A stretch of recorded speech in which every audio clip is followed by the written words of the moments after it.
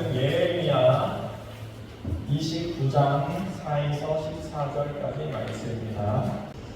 만군의 여호와 이스라엘 하나님께서 예루살렘에서 바벨론으로 사로잡혀 가게 한 모든 포로에게 이와 같이 말씀하시니라. 너희는 집을 짓고 거기에 살며 텃밭을 만들고 그 열매를 먹으라. 아내를 맞이하여 자녀를 낳으며 너희 아들이 아내를 맞이하며 너희 딸이 남편을 맞아 그들로 자녀를 낳게 하여 너희가 거기에서 번성하고 줄어들지 아니하게 하라.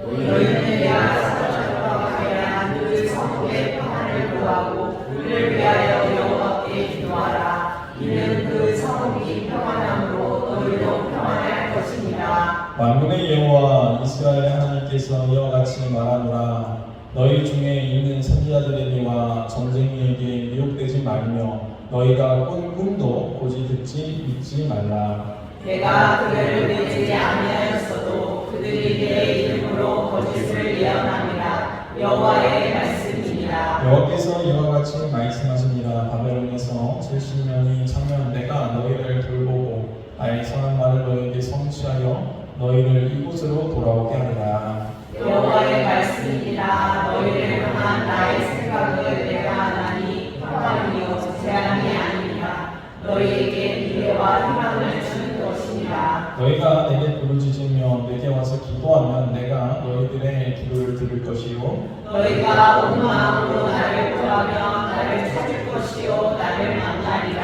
같이 읽겠습니다. 이것은 여호와의 말씀이니라. 나는 너희들을 만날 것이며 너희를 포로된 중에서 다시 돌아오게 하되 내가 쫓아 보내었던 나라들과 모든 곳에서 모아 사로잡혀 떠났던 그곳으로 돌아오게 하리라. 이것은 여호와의 말씀이니라. 아멘.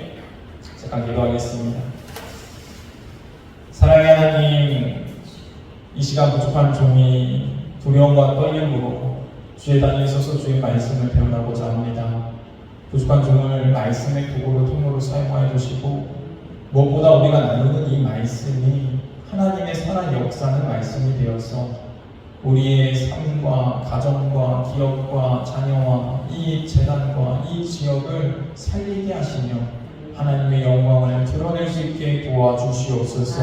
하나님께서 풍성한 가운데로 인도하여 주시되 30배, 60배, 100배 아름다운 결실을 맺게 하시고 그 아름다움과 풍성함을 우리의 이웃들과 나눌 때 그들이 하나님의 살아계심을 깨닫게 하시고 주님께 돌아오는 역사가 있게 하여 주시옵소서. 이 시간 악한 영혼 예수 그리스도로 떠나가게 하시고 오직 거룩한 성령님께서 오늘 우리를 붙잡고 인도하여 주옵소서. 오늘 예수님의 이름으로 간절히 기도드렸사옵나이다. 아멘. 한번 따라해보도록 하겠습니다. 절망이 찾아왔을 때 대처법. 이 시간에는 절망이 찾아왔을 때 대처법이라는 말씀을 좀 가지고 오늘 나누고자 합니다. 오늘 우리가 읽은 이 본문의 이야기는 기원전 6세기경에 있었던 바벨론이라는 먼 타지에서 있었던 이야기입니다. 그런데 이렇게 멀리서 또 우리와 너무나 시대적으로 떨어져 있는 21세기를 살아가고 있는 우리들에게 과연 이 말씀이 어떠한 도움이 되는가? 그런데 성경을 보게 되어지면은 그때나 지금이나 별반 차이가 없다는 거예요. 세상은 여전히 죄악으로 가득하고 타락하고 거짓과 범죄가 가득한 세상 속에서 우리는 여전히 살아가고 있다는 것이죠. 이 세상을 살아가다 보면은 사람에게는 누구나 절망이라는 것이 찾아오게 되어지죠. 정말로 아무것도 할 수 없고 또 정말 포기하고 싶고 정말 내가 더 이상 살아서 뭐하나 이러한 생각이 들 정도로 우리를 크게 낙심하게 하고 아프게 하고 좌절하게 만드는 그러한 일들이 우리 인생 가운데 발생하게 되어진다는 것이죠. 오늘 본문을 보게 되어지면은 이 먼 타국에 있었던 이스라엘 백성들에게도 동일한 일이 일어났던 것을 우리가 알 수가 있습니다. 우리는 그들의 모습을 보면서 과연 절망 중에서 하나님은 그 인생들을 어떻게 끄집어내시는가? 절망 중에 있는 그 상황 가운데 너희 믿는 자들은 어떻게 살아가는 것이 옳은 것인가? 하나님께서 오늘 본문을 통하여서 우리에게 그 대처법을 말씀해 주시는데 우리가 그 대처법을 살펴보면서 함께 은혜를 나누고자 합니다. 먼저 4절 말씀 한번 보도록 하겠습니다. 4절 말씀 읽겠습니다. 시작. 만군의 여호와 이스라엘의 하나님께서 예루살렘에서 바벨론으로 사로잡혀 가게 한 모든 포로에게 이와 같이 말씀하십니다. 아멘. 지금 이스라엘 민족이 바벨론이라는 나라의 멸망을 당해서 포로로 잡혀가고 있는 거예요. 근데 이 포로로 잡혀갈 때 누가 잡혀갔는가 하면은 이 왕, 그리고 왕후, 또 여러 기능사들, 그다음에 엘리트층들, 이러한 사람들이 붙잡혀갔다는 거예요.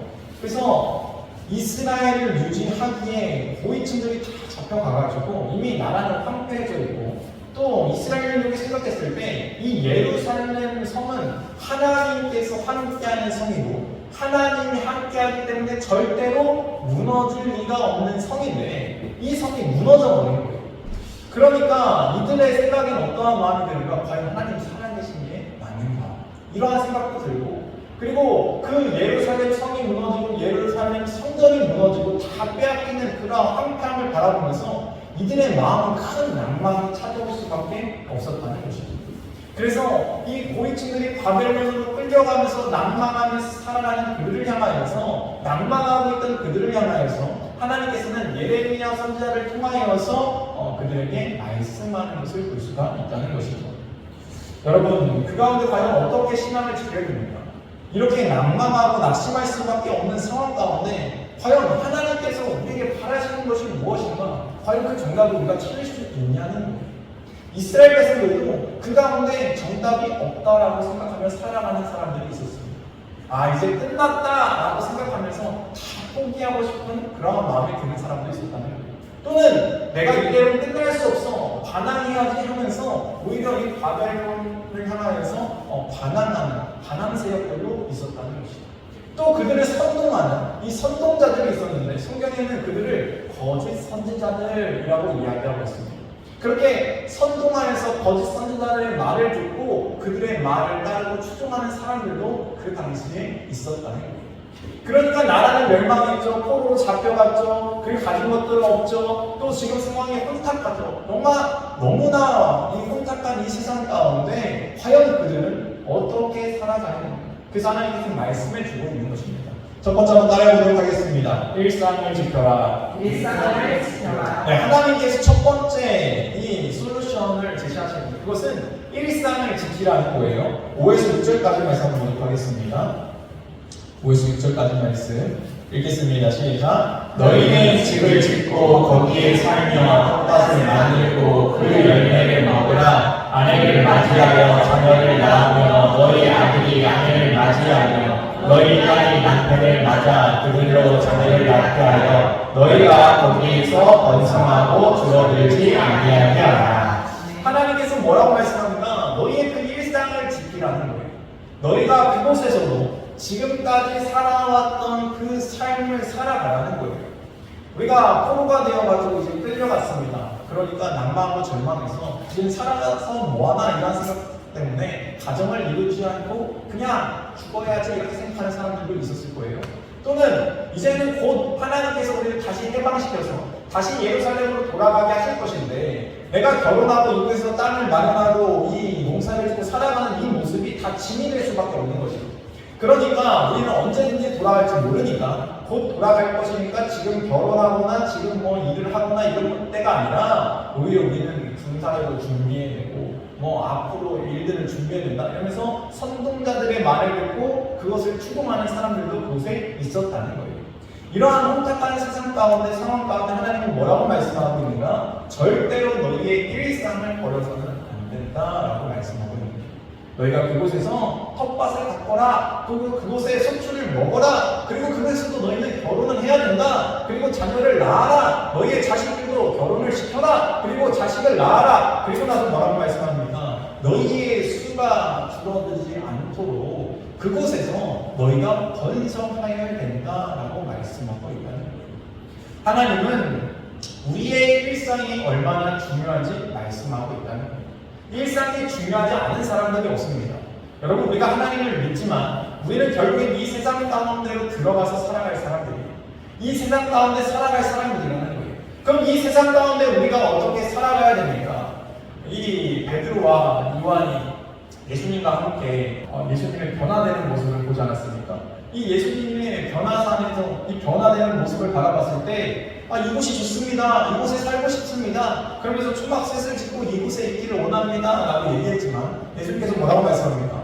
이곳에 머무는 게 아니라 너희는 세상 가운데로 내려가야 된다. 우리는 세상 가운데로 내려가야 된다. 라는 것을 말씀해 주지 않았습니다. 마찬가지로 우리의 삶은 결국에는 이 세상 가운데 나아가서 선한 영향력을 끼쳐야 되는데 우리의 일상이 무너져 있으면은 선한 영향력을 끼칠 수 없다는 거예요.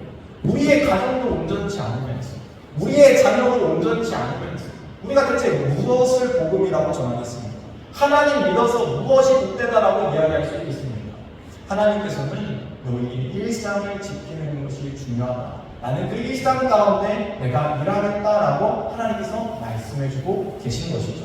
신명기 8장 2절 말씀 보도록 하겠습니다. 신명기 8장 2절 말씀 읽겠습니다. 시작. 내 하나님 여호와께서 이 40년 동안에 내게 광야길을 걷게 하신 것을 기억하라. 이는 너를 낮추시며 너를 시험하사 내 마음이 어떠한지 그 명령을 지키는지 지키지 않는지 알려 하십니다. 하나님께서 왜 이러한 고통이 찾아왔는가 생각하는 그들을 향하여서 하나님께서 이스라엘 백성들에게 이렇게 말씀하셨죠. 광야 생활하고 있는 것, 이것은 내가 너희에게 필요해서 주는 것이다. 그 광야길은 너희를 낮추는 시간이다. 다시 말하자면은 너희가 애국 생활을 통하여서 물들었던 그 애국의 물을 빼는 시간이다. 그래서 너희를 낮추고 낮아지게 하여서 겸손하게 하여서 결국 하나님을 따르는 하나님의 백성으로 만들게 합니다. 라고 말씀하고 있죠. 그러니까 고통과 고난과 시련은 그냥 오는 것이 아니라는 것이죠. 하나님의 계획도 그 고통과 고난을 통하여서 하나님이 사용하시기로 하신다는 것입니다. 그러면 이스라엘 백성들이 가나안 땅에 들어왔어요. 그리고 가나안 땅에 들어와서 그들이 잘 지냈으면 상관없는데 하나님을 잘 섬기는 게 아니라 오히려 가나안 땅에 있던 우상들을 섬기기 시작합니다. 바알과 아세라를 섬기기 시작합니다. 하나님께 선지자를 보내서 야 너희 그러면 안 된다, 돌아와라, 나만을 섬겨야 된다. 아무리 얘기해도 이들이 듣지 않아요. 그러니까 결국엔 나라가 반으로 쪼개집니다. 나라가 반으로 쪼개졌는데 그럼에도 그들은 계속 우상 숭배를 하는 거예요. 그래서 하나님께서 먼저 치십니다. 북이스라엘 아수르의 손에 멸망시키십니다. 그 다음에 하나님께서 또 말을 안 들으니까 남유다도 이제 치십니다. 남유다도 바벨론 손에 의해서 치게 하시는 거예요. 하나님께서 왜 이렇게 하셨는가? 그들이 결국에 하나님을 떠나니까 하나님께 돌아오라고, 하나님을 바라보라고 하나님께서 이들에게 이러한 어려움과 시험을 허락하셨다는 거예요. 그럼 그 가운데 있는 이스라엘 백성들은 어떻게 됩니까? 다시 하나님의 뜻을 깨닫고 하나님을 바라보고 돌아와야 되는데 오히려 그들은 왜 나에게 이러한 고통을 주십니까? 왜 나에게 이러한 어려움이 있습니까? 자신의 잘못들을 생각하지 못하고 오히려 하나님을 원망하고 불평하고 있는 이스라엘 백성들의 모습이 있었다는 것이죠. 시편 말씀 한번 가겠습니다. 시편 66편 10절에서 12절까지 말씀 읽겠습니다. 시작. 하나님이여 주께서 우리를 시험하시되 우리를 발견시키기를 은을 발견함 같이 하셨으며 우리를 끌어 공물에 걸리게 하시며 어려운 짐을 우리 허리에 메어 주셨으며 사람들이 우리 머리를 타고 가게 하셨나이다. 우리가 물과 물을 통과하였더니 주께서 우리를 끌어내사 풍부한 곳에 들이셨나이다. 아멘. 다윗에게도 광야길이 있었어요. 고통의 길이 있었어요. 낭만의 길이 있었어요.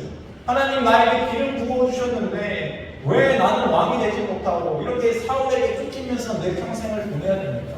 왜 사람들이 나를 못 잡아먹어서 안 다닙니까? 대체 내가 잘못한 것이 무엇입니까? 하나님 왜 나에게 이러한 고통이 찾아옵니까? 그 고통 가운데 다윗은 무엇을 깨달았는가? 하나님께서 지금 나에게 어려움을 허락하시고 정말로 내가 너무나 힘들어서 내 허리에 너무나 무거운 짐이 메어져 있어서 그 고통 가운데 있는데 하나님은 그 모든 것들을 통해서 결국에 나를 연단시키시는구나. 은을 재련하듯이 나에게 있는 불순물을 제거하시고 결국에는 나에게 풍성함을 허락하기 위해서 이러한 길을 걷게 하셨구나 라는 것을 깨닫고 결국에는 고백하며 찬양하는 모습이 오늘 본문에 기록되어져 있는 것입니다. 그렇습니다. 이유 없는 고난은 없는 거예요. 하나님은 그 고난을 통하여서 반드시 우리에게 바라시고 원하시는 것이 있다는 것을 기억하시기 바랍니다. 그러므로 내가 이 고난 가운데 잃지 말아야 되는 것은 원망과 불평하는 인생이 아니라 그 일상을 살아가면서 하나님께서 나에게 원하시는 것이 무엇인가 주님께 묻는 것이 필요한 것입니다. 그래서 7절을 보게 되어서 이렇게 쓰여져 있습니다. 7절 말씀 읽겠습니다. 시작. 너희는 내가 사로잡혀 가게 한 그 성읍의 평안을 구하고 그를 위하여 여호와께 기도하라. 이는 그 성읍이 평안함으로 너희도 평안할 것입니다. 아멘. 지금 하나님께서 뭐라고 말씀하는가? 기도하라는 거예요. 근데 뭘 위해서 기도하라고 하고 있어요? 너희를 잡아간 그 성읍을 위해서 기도하라. 다시 말하면 원수를 위해서 기도해요. 이게 말이나 됩니까? 아니 내가 지금 나라가 멸망당해서 나는 지금 포로로 끌려가고 있는데 안 그래도 억울해 죽겠는데 안 그래도 화가 나 죽겠는데 저들을 보면 막 이가 갈리고 어떻게 하면 저들을 죽일까 어떻게 하면 복수를 할까 이런 생각이 가득 차 있는데 그러한 우리의 모습을 바라보는 하나님께서 뭐라고 말씀하고 있느냐? 야 그러면 안 돼. 너희 저들을 위해서 그 성읍을 위해서 기도해야 돼 라고 말씀하고 있다. 여러분 이 말씀이 얼마나 충격적인 말씀입니까? 얼마나 힘든 말씀이에요. 근데 대체 하나님께서 왜 그렇게 하라는 거예요? 결국에는 그 성읍의 안정이, 그 성읍의 평안이 너희의 평안이 될 것이다 라고 말씀하고 있는 거예요. 하나님의 계획은 이스라엘 백성들이 이 바벨론 땅에서 70년 동안 포로 생활하지만 결국에는 다시 그들을 불러올 거예요. 그런데 하나님의 다시 불러오기 위해서는 그들이 그 성읍 가운데서 안전하고 평안하고 번성하여서 그 수를 이루고 있어야 되는 거예요. 그것이 하나님의 계획입니다. 그런데 그들이 그곳에서 반항하고 그들의 수가 쿠데타를 일으키고 그들의 전쟁을 통하여서 그들의 수가 줄어들고 없어진다라면 하나님의 계획을 방해하는 일이 되어지는 것이죠. 그래서 하나님께서 무엇을 원하시는가? 너희가 그 성읍을 위하여서 평안을 빌어라, 기도해라, 간구해라. 원수를 위하여서 너희가 기도해야 된다라고 말씀하고 있습니다. 여러분 이 말씀은 누가 또 하셨습니까? 예수님이 하신 말씀이라는 거예요.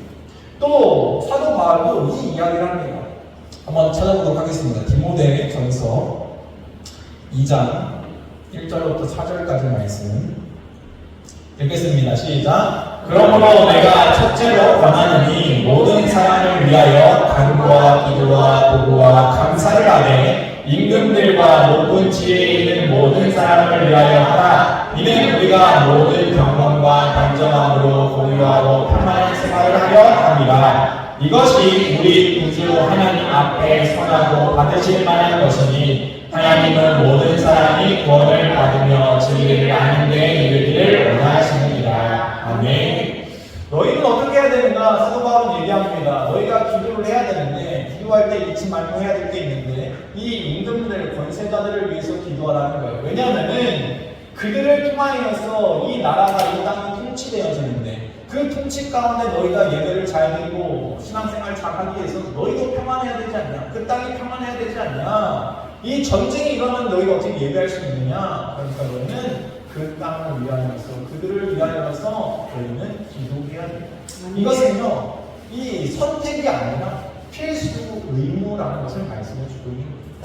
하나님은 하나님의 일하심, 하나님의 역사하심을 간구하는 자들, 그들의 간구를 들으시고 일하시겠다라고 하는데 그러니까 너희가 그들을 위해서 기도하라는 거예요. 그리고 너희의 기도를 통하여서 결국에는 모든 사람의 구원에 이르는 모든 사람에게 복음이 전파되어지고 하나님 앞에 나아가게 되는 너희를 통하여 이루어지는 역사를 내가 바란다라고 하나님께서 말씀하고 있는 것입니다. 마태복음 5장 44절 말씀을 보도록 하겠습니다. 읽겠습니다. 시작. 나는 너희에게 이르노니 너희 원수를 사랑하며 너희를 박해하는 자를 위하여 기도하라. 아멘. 우리가 원수를 사랑하는 것 너무나 어려운 일이에요. 그러면은 우리가 원수를 사랑하는 가장 못된 일이 무엇일까요? 그것은 그 영혼이 구원받게 우리가 기도하는 일이라는 거예요. 우리가 그 영혼을 변화시킬 수 없어요. 우리가 그 영혼을 아무리 사랑하려 해도 사랑하는 마음이 안 생겨요. 그러나 하나님께서 나에게 은혜를 부어주시면 하나님께서 그 영혼을 변화시켜 주시면은 가능하다는 것이죠. 그러므로 기도는 우리의 무기가 되어주는 것이죠. 기도는 나를 변화시킬 뿐만 아니라 그 영혼을 원수를 변화시킬 수 있는 방법이 되어준다는 거예요. 그래서 하나님께서 말씀하십니다. 너희는 기도를 쉬지 말라. 항상 너희는 기도하기를 쉬지 말라라고 말씀하고 있는 거예요.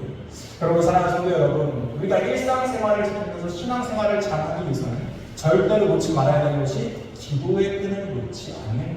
기도하는 인생을 살아가는 것이라는 것이죠.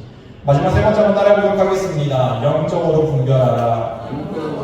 네, 8에서 9절까지 말씀드리도록 하겠습니다.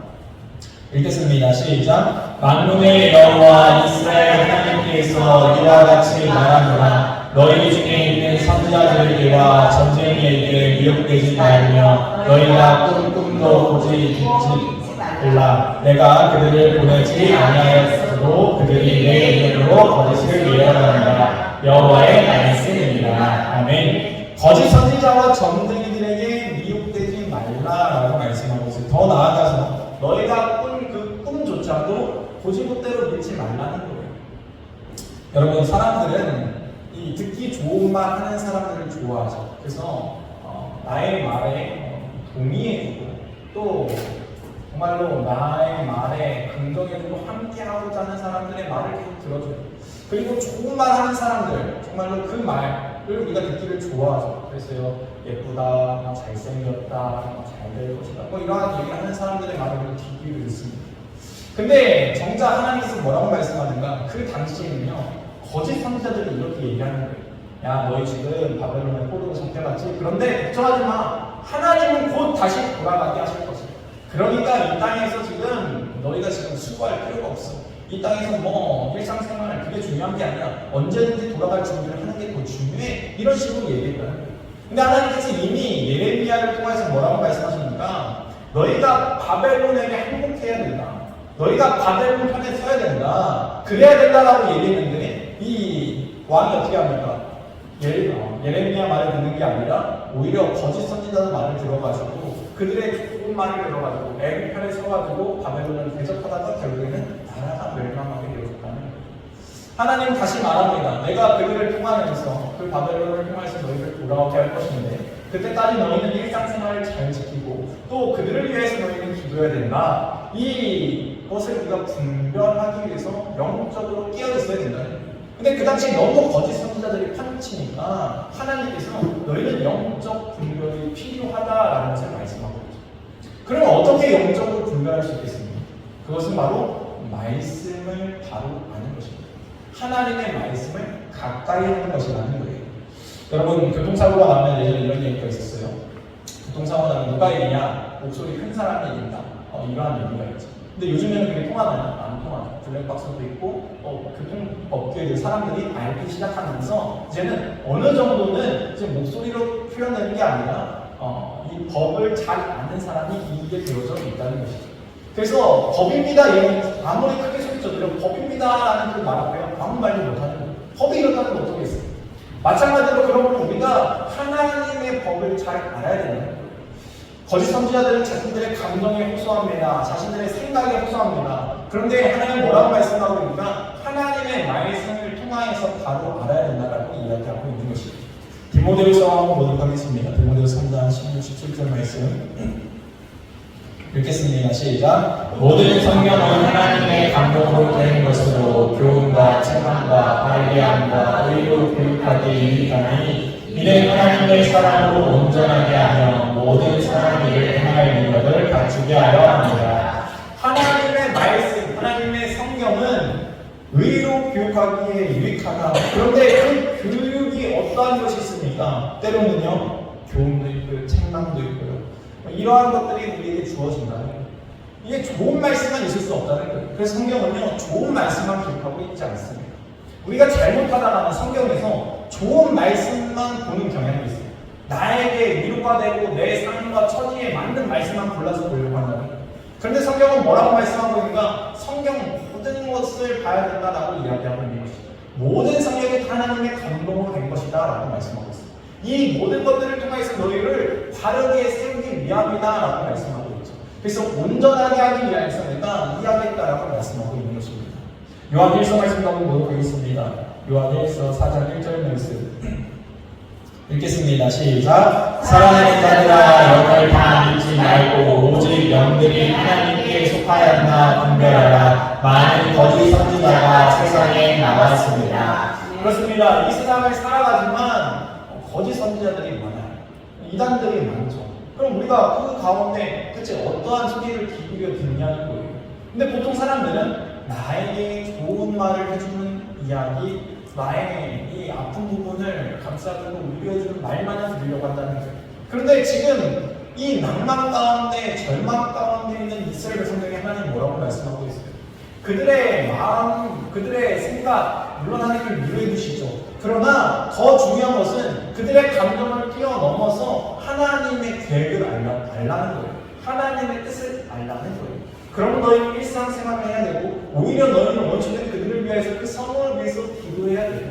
너희가 이러한 말이 옳은가 안 옳은가 한번 말씀을 봐서 영적으로 분별하는 너희의 그 신앙의 이 경건성, 너희의 이 바른 이 말씀을 대하는 태도가 너희에게 필요하다라는 거예요. 그러므로 거짓 선지자 가운데 너희는 혼동되지 말고 중심을 잘 지키라는 것이죠. 그것이 무엇입니까? 하나님께서 우리에게 허락하신 말씀이라는 거예요. 여러분, 그러면 우리가 신앙생활하면서요, 말씀 안 보면서 신앙생활하면요, 이단에 빠지기 쉬운 거예요. 말씀을 모르니까, 잘 알지 못하니까, 하나님께서 뭐라고 말씀하는지 모르니까 우리가 나의 감정을 좀 자극하거나 움직이는 그 말에 너무 쉽게 흔들린다는 거예요. 근데 하나님은 그렇게 말씀하시지 않았습니다. 너희가 말씀을 통하여서 한번 옳나 안 옳나 한번 분별해봐라 라고 말씀하고 있는 것이죠. 10절에서 11절 말씀 한번 보도록 하겠습니다. 오늘 본문 10절에서 11절 말씀 읽겠습니다. 시작. 여호와께서 이와 같이 말씀하시니라. 바벨론에서 70년이 차면 내가 너희를 돌보고 나의 선한 말을 너희에게 성취하여 너희를 이곳으로 돌아오게 하리라. 여호와의 말씀이니라. 너희를 향한 나의 생각을 내가 아니 평안이요 재앙이 아니니라. 너희에게 미래와 희망을 주는 것입니다. 아멘. 하나님께서는 지금 70년이라는 시간을 정해놓고 말씀하고 있는 거예요. 고난이 계속 주어지지 않는다는 거예요. 여러분, 우리가 이것을 기억해야 됩니다. 우리에게 주어진 고난에는 하나님께서 정하신 기한이 있다는 거예요. 그럼 그 기한을 왜 주셨을까요? 그 기한을 통하여서 우리는 하나님께 돌아가라고 하나님께서 내게 그 기한을 허락하여 주신 거예요. 그러므로 오늘 나에게 하나님께서 그 기한 가운데 일하실 때 우리는 바로 하나님의 뜻을 알아야 되는 것이죠. 그래서 하나님은 지금 이스라엘 백성들을 통하여서 너희가 내게로 돌아오기를 바란다.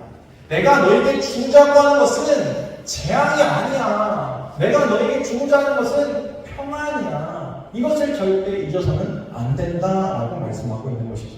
여러분, 요셉이 보디발 장군의 이 아내의 누명 때문에 감옥에 갇히게 되었어요. 그래서 요셉이 그 감옥에 갇혔을 때 얼마나 억울했겠어요. 얼마나 화가 났겠어요.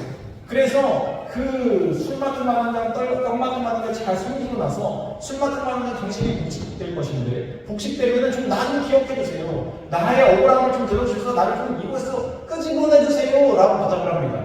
그런데 2년 동안 이 술 맡은 마당장이 그 요셉을 떠올리지 못해요. 왜 떠올리지 못했나요? 하나님의 때가 되지 않았기 때문에. 하나님의 계획은 7년의 풍년과 7년의 흉년을 대비하여서 결국에는 그들을 통하여서 다시 요셉을 통하여서 하나님의 일을 하시기 위해서 요셉의 때를 기다리고 계신 것이죠. 마찬가지로 우리에게 하나님의 고난이 주어졌을 때 그 때가 있음을 기억하면서 그 때 가운데 우리가 준비해야 되는 건 무엇인가? 하나님의 뜻과 계획을 물으면서 나아가는 것. 이것이 너무나 필요하다는 것입니다. 12에서 14절 말씀 나눠보도록 하겠습니다.